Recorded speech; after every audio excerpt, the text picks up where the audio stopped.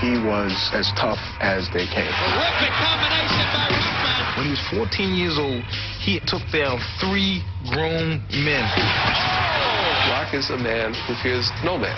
It's the other guy who has to fear him. Rahman dominating the fight. Everybody told me I wasn't going to make it.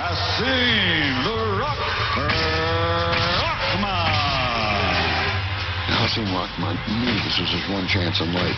He had something to fight for. It was do or die for me. What a story as Hasim Rahman becomes the heavyweight champion of the world. Ain't nobody. I say what I want to say to you. Hasim Rahman, the one-punch wonder. He was kicking like a woman. This is it for you, Lennox. It's over. His name's going to be Hasim Rahman. I'm the champ, and nobody can take that away from me. I'm already a part of history.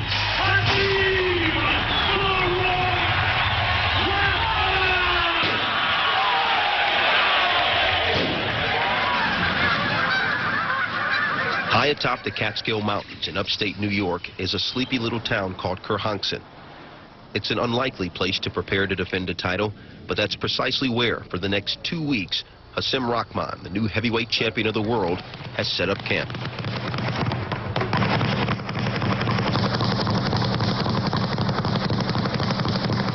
Training camp goes back to the earliest days of the warriors and samurais, the gladiators.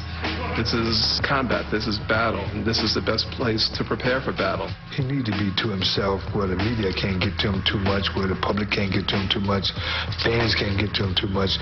But right now, he really needs to isolate on just training. Okay, hey! The first week is really just the beginning stage. It's the time in which you are supposed to get your body in condition, you get the kinks out, you work on your beginning techniques. It's like anything, you know, you crawl before you walk. This ain't nothing new, me starting off sluggish, you know, but I eventually work it out. Good stand, Hasim. That's it. Good position. I see some very dull edges where he needs to really sharpen up and get his quickness together. Even his stamina even need to be better. So my arms get this little bit of soreness out of it. I should be able to, you know, throw my punches, let my hands go, throw more combination. Be able to fight harder.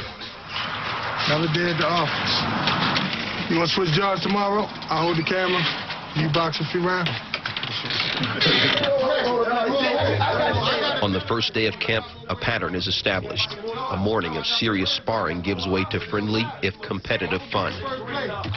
We play spades and talk. That's a way that we can really let go of the tension, break the monotony, and just relax. Everybody's away from home.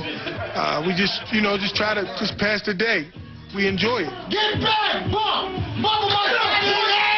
Bob, my God! Bob, good! It's on fire, it's on. Man, don't burn on the grill. What's wrong with him, y'all?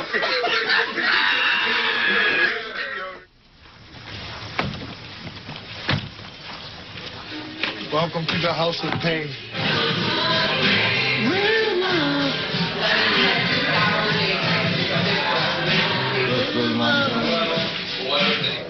What happened to the music?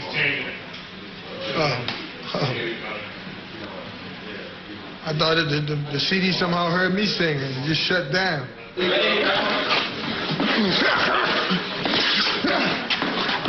And I'm in there with 2 different guys. I ain't in there with one guy the whole time. So when the fresh guy coming in, you know, he's fresh and he bringing what he's supposed to bring.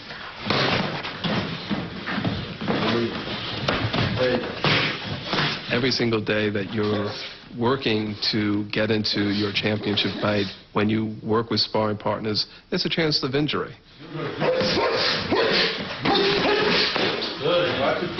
Our sparring partner accidentally headbutted him. That became a panic for a second on everybody's part in the corner. You know, there's a lot of money at stake. The last thing I want to do is let a little cut stop me from making millions of dollars. But you can't be in there scared like, oh, I might get cut, oh, I might get hurt. If you think like that, you weren't prepared for the fight. How can you prepare? I mean, I could sit home and eat Krispy Kremes, watch Nick at Night for 2 months, and go in there and get a bigger payday than most people ever dreamed about. But that's not me. I'm going in to win this fight, knock this man out. I'm looking for improvement. He's not like Lennox Lewis, who's 36, 37 years old, something like that. He's 28 years old, you know, so he can only go up right now. It's a work in progress, you know, and I feel like next week and the week after that and the week after that, I should be even better and better and better. Nice.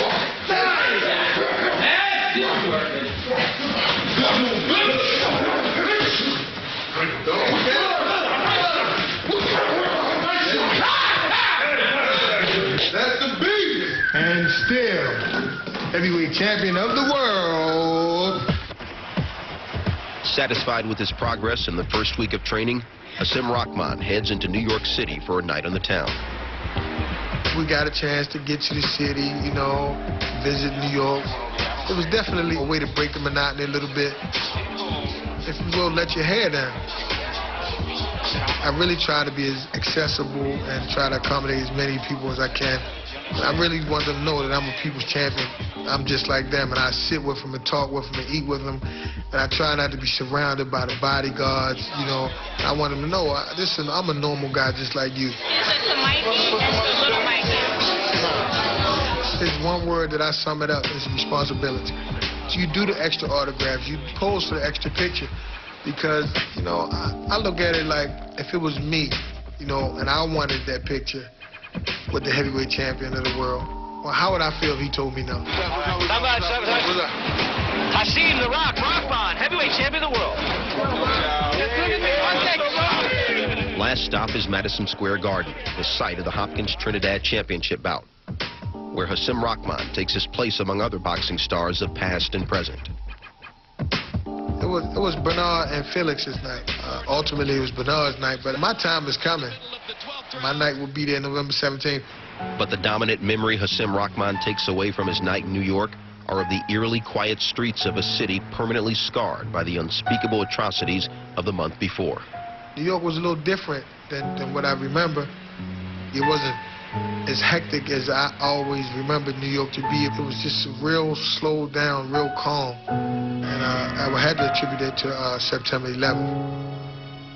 My sympathy and my heart goes out for them.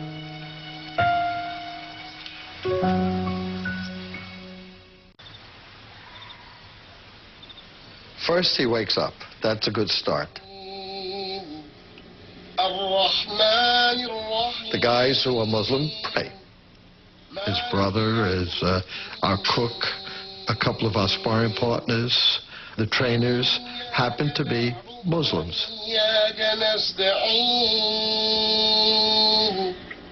If the weather is good outside, and if it's not too early, they'll get up and run.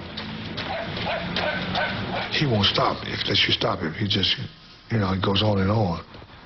You want to run 4 miles, it's enough for him to run 6 or 7. Then about approximately 12:30, we start preparing to do our boxing. Going to work and coming in? Yeah. He has to breathe, sleep, eat, work, preparing to defend his world title. We work full time around here. He's heavy-handed. He's, I mean, well, the guy weighs like 245, 250 right now. And he's a big man. In terms of percentages, where I am and where I'm going to be, I feel like I'm about 25%.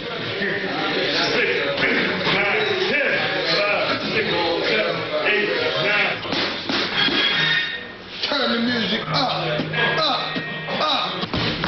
The more you practice, the sharper you become. When you preparing for a fight of this magnitude, you should be getting better every day, every week. You know, every week you should be doing something better. Get your hands up.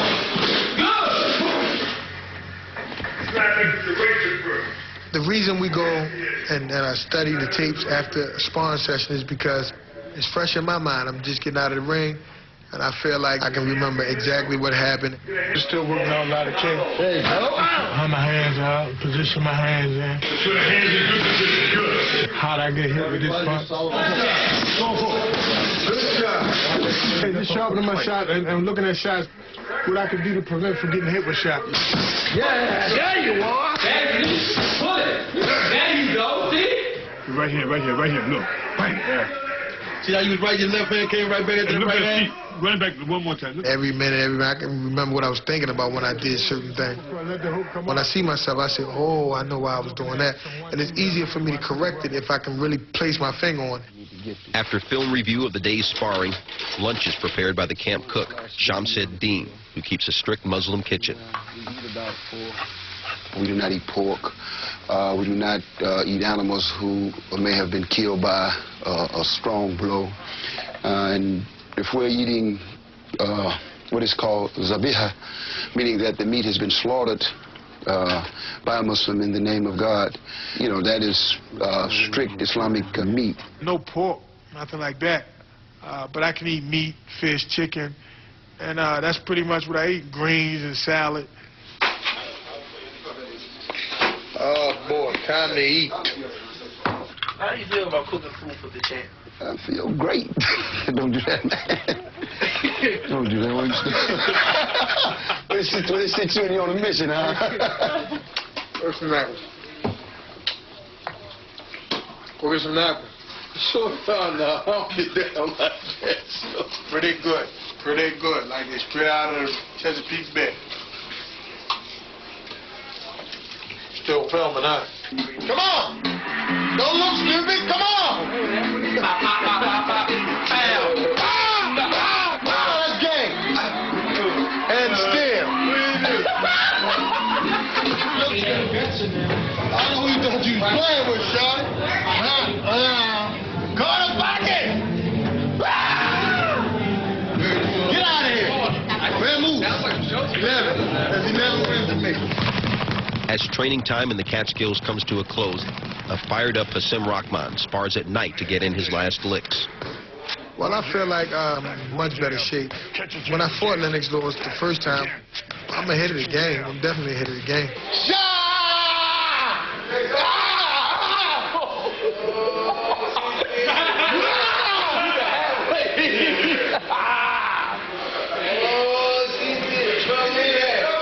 It's just filling out process still. I'm just still working out a lot of kinks. But a lot of good shots I'm cutting proper. I just need to do over and over and over. Good. Oh, beautiful. Woo! I told you. Well, everything I'm doing is designed for me to peak on November 17th. Fights are won and lost in the gym and in preparation. I'm going to prepare like I'm fighting for my life.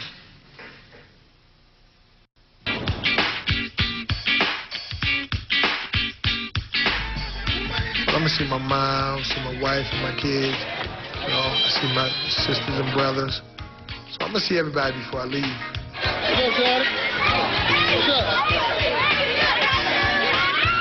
For these kids just looking at them, and you know, it makes them feel that, hey, Hasim right from the hood. It gives the kids inspiration that they can become champions in boxing and champions in life. I'm standing here in the downtown locker room with Baltimore's own Rock. He's won the heavyweight championship, but he really hasn't changed very much with the victory. He understands his role in history, role of being heavyweight champion, and he wants to be a role model. What's up, Jack? What's going on? The thing is, too many people get caught up in this whole heavyweight championship thing. You know, they tend to think that it makes you better than somebody, and I don't take that route at all. I feel like I'm just as normal as anybody else. That's my city, and I feel like I'm their champion, and that's where I got my start, and I have a sense of responsibility, and I feel like I owe them something. It's my old block I grew up at. It was, you know, fun. We were all young, coming up. We stuck together. It was a rough neighborhood because the peer pressure got to us. We had to be rough. So we had to force ourselves to be rough early. When he was 14 years old, he actually took down 3 grown men by himself. This guy was an enforcer. You know, he was as tough as they came. Unfortunately, most of us didn't make it. Most of us either were strung out on drugs to this day, in jail to this day, or gone. You know, I'm always have a place in my heart for it because this is where I came up at. So, you know, it's home to me always. The neighborhood is nothing like it used to be. This was where it was at. This whole strip was just popping. I mean, this was the most money in the town, bringing 100 grand, 200 grand a day. This was the drugstore. Right here, I'm standing, you know what I'm saying? There's people were really, you know what I'm saying, getting killed right here in front of me. I was walking across the street right here, and some guys was running towards me, getting killed right in my face. Some of our best friends got killed right on these streets. He got shot 5 times in the belly. People don't get up and walk away from something like that, but Rock did. From every one success story, I could tell you 50 people who just didn't make it. What made Rock #1 instead of one of 50 was a challenge he accepted from a local boxer to a body punching contest while standing on the corner of West Fayette and Gilmore on the mean streets of West Baltimore. Yeah, it was a former boxer, Louis Butler. Locally, everybody knew Lou Butler was a former fighter. I said to Hasim, I said, come on, man, you from the chest down to the waist. So he took me on and we went on back in the parking lot. Just the thought of going one-on-one with a professional boxer, it's like, I don't belong in here with this man. But there was so many people around that I couldn't back down from the challenge. So I said, well, you know, gotta go for it, you know? I'm digging the right hand up in him, and he just taking it and digging me back. I'm hitting with the left hook, he hitting me back. It was like buildings was shaking or something, you know what I'm saying? And 2 big guys just hitting each other, going to the body. And Rock is holding his own and, in fact, enjoying it. So Lou called Mac Lewis and said, you know, hey, Mac, you know, I saw this tough kid on the street. I think I got you a heavyweight. Lou Butler came to me and said, this young man can be something in boxing. And if he don't get into boxing, he'd probably get into some trouble. I said, okay. He said, you can help him, Mr. Mac. I said, all right, bring him in and I'll try to help him. It's Mr. Mac, this is where it all started for me. His concern is just getting the kids out the street, just trying to change kids' life around, and he's been there for me since day one. He'd get in the ring and he'd loosen up. And then after he loosened up about maybe 4 or 5 rounds, then we would go through the heavy bag. Sometimes I'd go down and hold the bag for him so it wouldn't move too much. And this man was about 80-something years old, and I didn't want to hit the bag really hard because I felt like, man, I'm going to get this man a heart attack. So I just started hitting the bag just lightly. And he'd tell me, no, hit the bag, boy, hit the bag. You know, Mr. Mac get to hollering at me, hit the bag. So I had to hit the bag hard. He said, that's the hardest you can hit the bag? He'd make me hit it harder and harder and harder. He was a powerful young man, very powerful. And I could see that he was going to be a great fighter. Whenever somebody go ask him about any other heavyweight, he'd tell him, the sleeper is me. You know, he'd say, that the boy is right there. And I got him in an amateur fight, and he won that, and he looked good.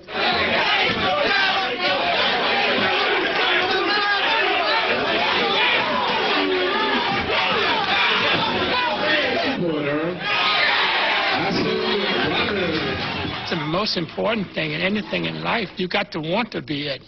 And he wanted to be a fighter. And he was just anxious to be somebody. I'm here with Hasim Rahman. Very cute. Rahman. I'm here with Hasim Rahman. Thank you. We're getting a little better. Champion of the world. A little better. Hey, thanks to me. How old are you? 20 years old. But when Hasim Rahman turned pro in 1994, he and Mr. Mac would reluctantly part company.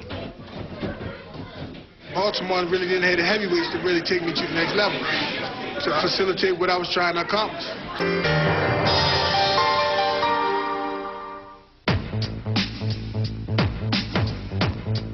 When he turned pro, he really was a very inexperienced fighter.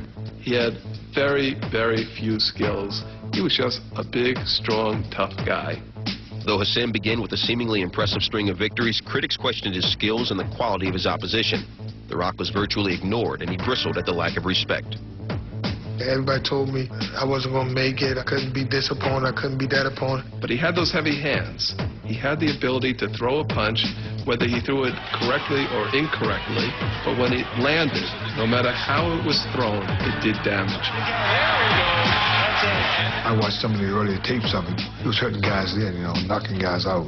Some of the people he fought had the experience of fighting other contenders, ranked fighters. They all went away feeling the same way. He never got hit harder in a fight than they did by Hasim the Rock Rahman. I just developed this attitude like I can't be beat. I fight anybody. I know I'm going to be the champion. A real cocky, arrogant type of attitude. Hasim had every reason to have an arrogant attitude. In his 4-year professional career, he had proved the doubters wrong by running up an unblemished record of 29-0 with 24 knockouts. And in the early rounds of his 30th fight against another up-and-comer, David Tua, he was comfortably ahead. Not only was Rahman in the fight, he was winning the fight. Out-jabbing him, out-maneuvering. In the 9th round, Tua hits him clearly very late after the bell. Looked intentional. The bell rings, and then Tua throws the punch. Rahman should be given at least 5 full minutes to recover from something like that. He wasn't given the 5 minutes. In the next round, he's still obviously dazed. Tua going to work. Rahman not throwing. Tua slashing to the body with right to left. Rahman in trouble. And the referee's going to stop it. Stop the fight. I believe that is a very bad stoppage. The Tua fight, I really feel to this day that I still beat him. I was 29-0 going in the fight, and I said I was 29 wins with 1 robbery after I left the fight. But his bout against Oleg Muskayev was no robbery. It was an embarrassing disaster.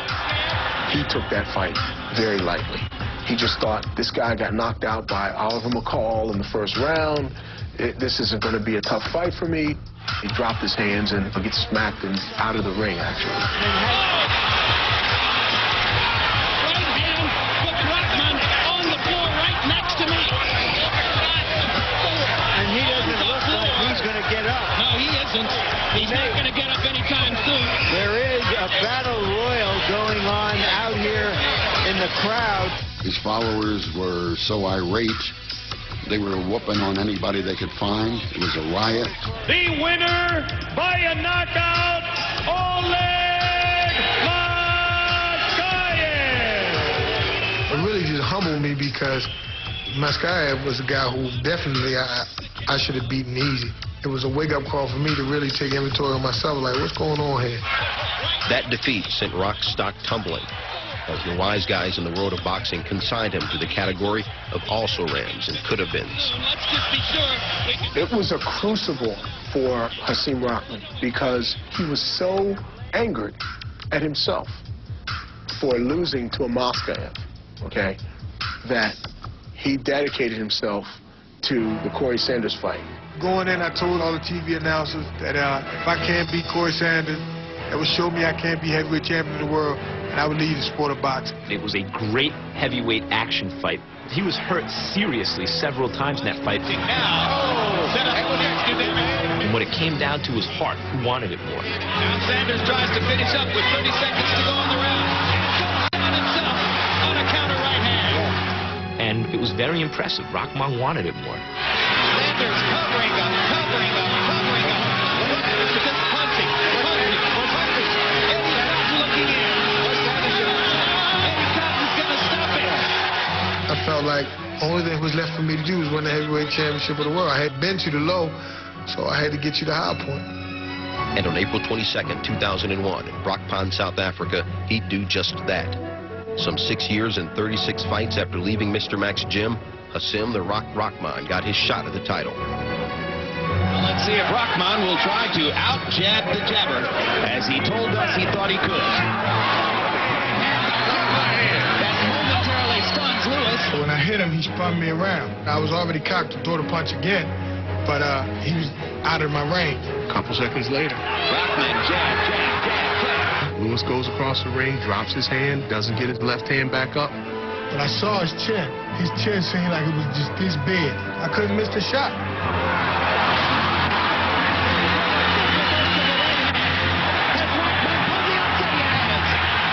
He got a brand new heavyweight champion, and he's from the United States. About as perfect you know, a right hand that you can land. It's hard to get up from that punch no matter who you are.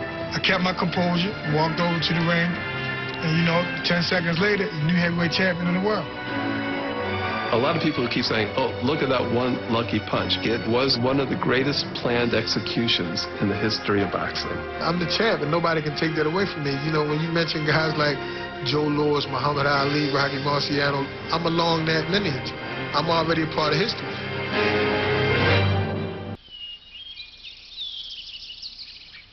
Big Bear is the most ideal place to train for a fight. You have the altitude. You have 7,000 feet above sea level. You have incredibly beautiful, clean, fresh air. You have no outside distractions. A fighter can focus on his task at hand. The hard stuff starts in Big Bear, you know. No more going to the city, no more going to see the kids, no more seeing. That's it until fight night. The show is on. It's time to work. Time to go, it's time to go. When it's on, it's on. Right here. What time? Hey, there you go, champ. You know who I am? I'm the heavyweight champion of the world. King Kong ain't got nothing. Nothing on me. 80 is 1, 2, 3 is 4, 85 is... Hasim Rahman will retain the championship on November the 17th. Oh, AD leading his charge to the promised land.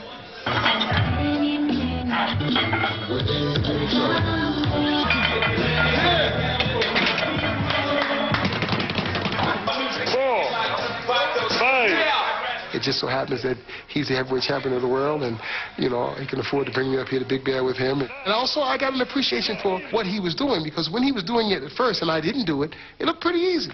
He made it look real easy. But when I started to do it, it was difficult.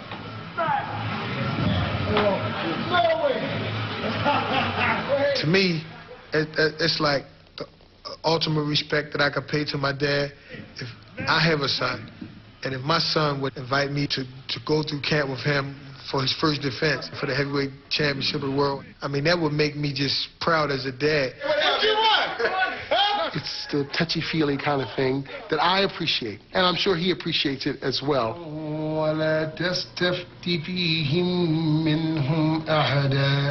I'm here for my son, Hasim, and we happen to share the same religion, and because there happens to be other Muslims in the camp, then I carry the role of imam. There's certain rights that he has, and certain rights he's not allowed to infringe upon.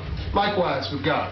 The imam is the leader of the congregation, and he's responsible for guiding his congregation to proper worship and adhering to the dictates that are defined for us in our faith.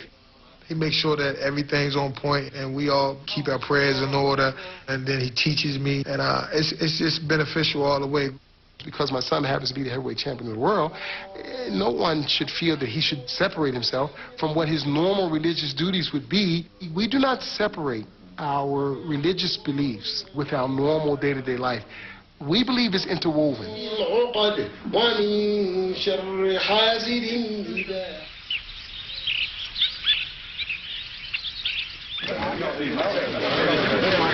Champ! He's here! The champ is here! Not much. How you doing, Rock? What's your prediction for this fight? I think I'll knock Lennox out. I have a set schedule, so anytime something interrupts for more than 5 or 10 minutes, you know, it just disrupts my whole schedule. But it's part of the responsibility as a champ that I had to make myself accessible. Every time his face is shown, every time he's on radio, anytime he is interviewed by a major media outlet, he becomes that much better known. You know, that's a religion, as you know, of peace, right? And yet some of these people, in the name of that religion, are attacking, you know, Americans. I think there's a clear difference, and I think everybody knows there's a clear difference between Islam and terrorism. If it was any other religion, you know, I asked myself, would people be asking the question? But, you know, I heard the president say that, you know, and I feel like, you know, America knows there's a difference, and I'm confident in that. It's not a religious war. these are fanatics. And to ask anyone who was born in this country what he feels about them and it and Muslims and whatever, I think is ridiculous. It really doesn't bother me because I understand that controversy sells, and that's their job, you know. I don't take it personal, and I'm cool in the game.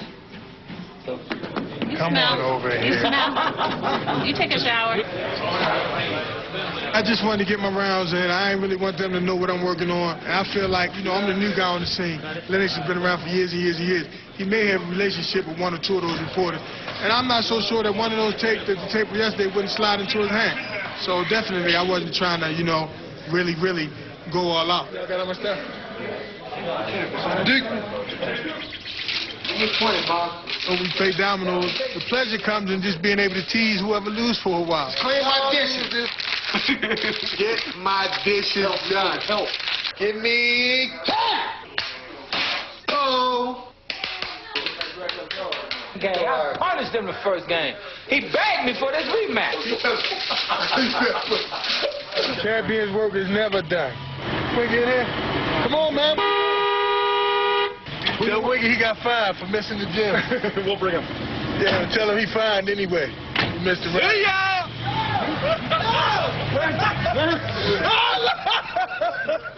I was looking for you.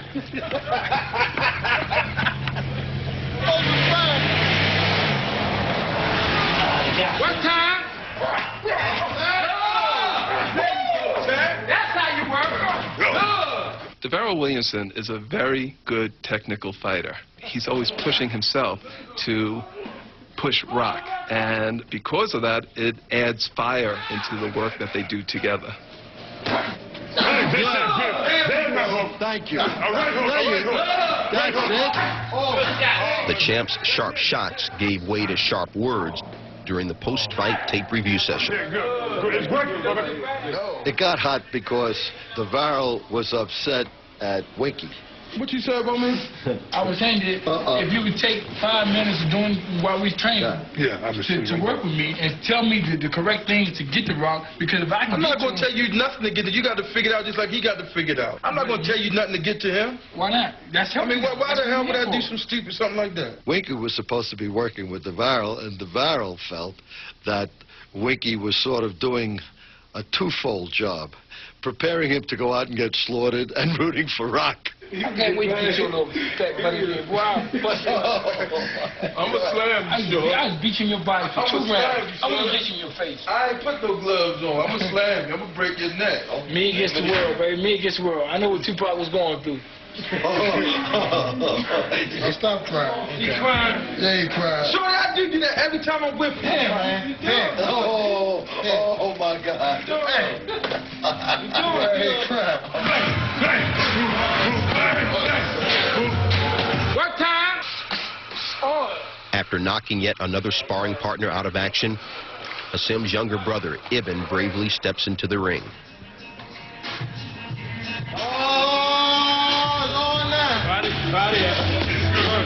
Very good.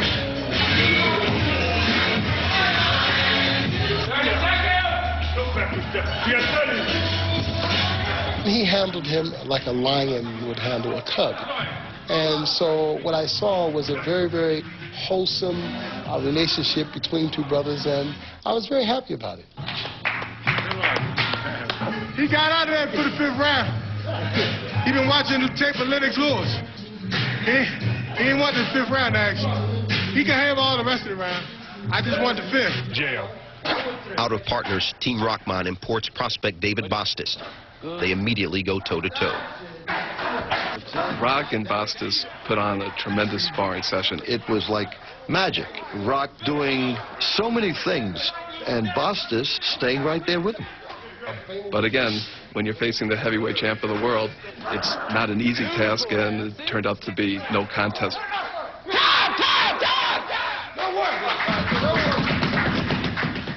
At the end of week 2 in Big Bear, Rahman's camp is so pleased by his progress that they actually begin to worry that he's getting too sharp too early.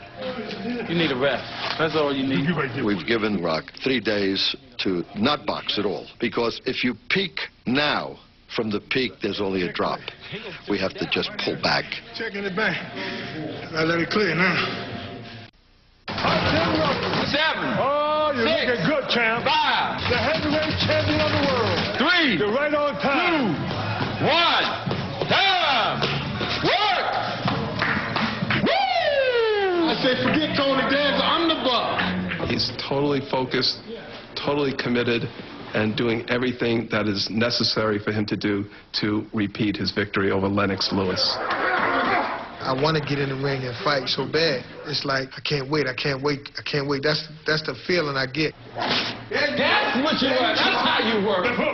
Both of y'all working like dogs.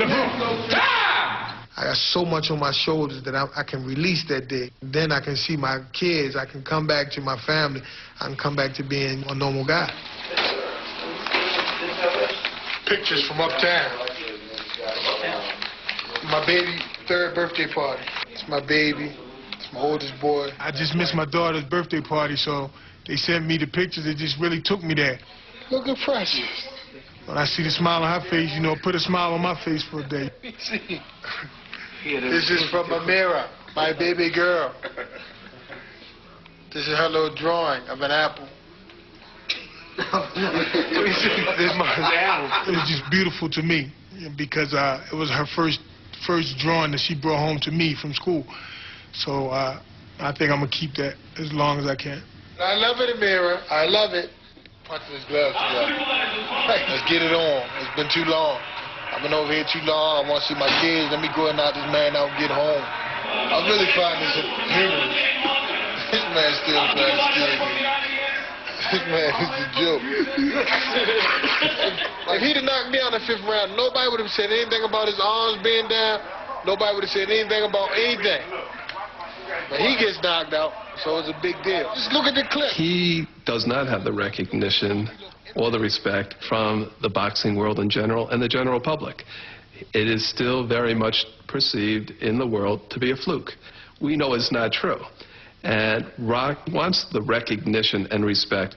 As Hasim Rahman prepares for his defense of the heavyweight title, his primary motivation is Lennox Lewis's repeated assertions that his first victory was somehow a fluke. But I don't believe he can do that again, so, the lottery ticket only comes once in a while for people, and that was his lottery ticket. I definitely feel like Lennox doesn't want to own up to the fact that he was thoroughly outclassed. He told me he won every round, and I just caught him with a lucky punch. Lennox Lewis does not believe that he has lost the heavyweight championship. He has lost the titles. Lennox Lewis is what Rock said he was in, which is denial. He's got all kinds of rationalizations. The ring ropes were too taut. I got a quick count. My mind wasn't on it. I thought I beat the count, but, the referee thought that the fight should have been stopped. The fact remains that the referee did count to 10. And even if he didn't count to 10, and he was still stumbling way after, a minute or so after that. So he was still out. Had the referee even allowed Rock to get near him again, could have been a tremendous problem to Lennox's future. The bad blood between the two boiled over some months ago during a joint appearance on ESPN's Up Close. I'm not gay. Why are you calling me gay? He said he's not calling me gay. So I don't understand that. I said what he did was gay. I don't know why he was so offended. Talk to most heterosexual men, whether or not it's politically correct, call them gay, it's insulting. And Lennox had enough. I'm 100% woman's man, so don't even play that. If you're worried about that, bring your sister, bring anyone. No, hold. I'm going to tell you right now, if you don't want me saying nothing about your mother, your father, or anybody else in your family, do not say nothing about my family. I don't really think Lennox knows the Hasim the man, you know what I mean? That he doesn't tolerate that type of stuff. And, and it just escalated from there. Man, you ain't nobody. I say what I want to say to you. Go ahead, man. I say what I want to say to you. What you mean? I just said it. What you want me to say? What you want me to say? Same thing. Like what? Like what? Like what? Anything what you want me to say? Same thing you want. What? When you start talking about people's relatives, you just can't play like that. And when you put your hands on somebody, you can't play like that either. All that grabbing and touching, that's a no-no. He said I could have beat him to a bloody pulp if I wanted to, but I thought about how much money it would cost me if I damaged my fist or his face. Yesterday, I did have him on the ground. He was kicking like a woman. There's no way he can intimidate me, no matter what he do. And the sooner he realized that, the sooner we can go and give him his retirement party, because this is it for you, Lennox. It's over. You want to do it now? You want to do it now? You want to do it now? I mean, it was hilarious. Look at him. Look at him.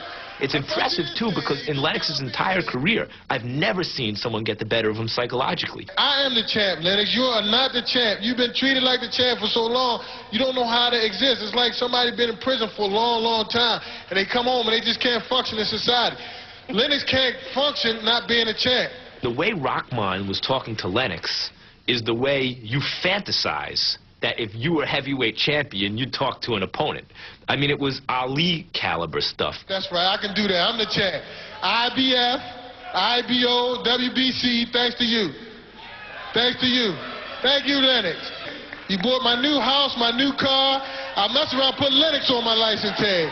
But I think, yeah, he got under his skin. I think that he's unnerved Lennox, that Lennox is emotional, which is not good for a fighter. You want to be calm. I'm not going to go in the ring angry. I'm going to go in the ring intelligent and fight a smart fight and do what I need to do to knock him out. As we get very close to the fight, I think you're going to find more intensity, more introspection. There will be less of the jovial Rock and more of the warrior.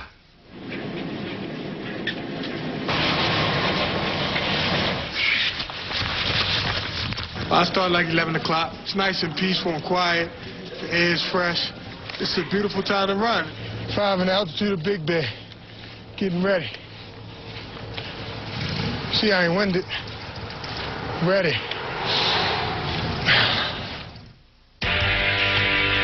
The ball. Power is yours.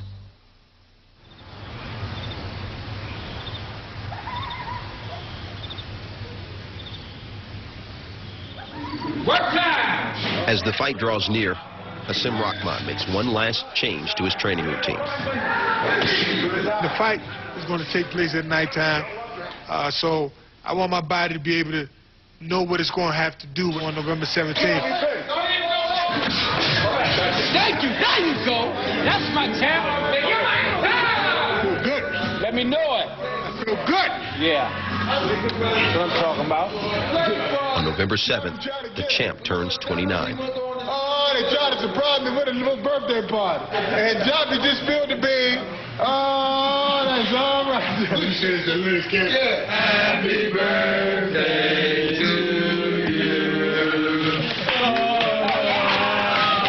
I swear, these guys take me out for dinner every time. They're really good guys. I swear you guys didn't have to do this for me, I swear. We're going to go back and play some Scrabble?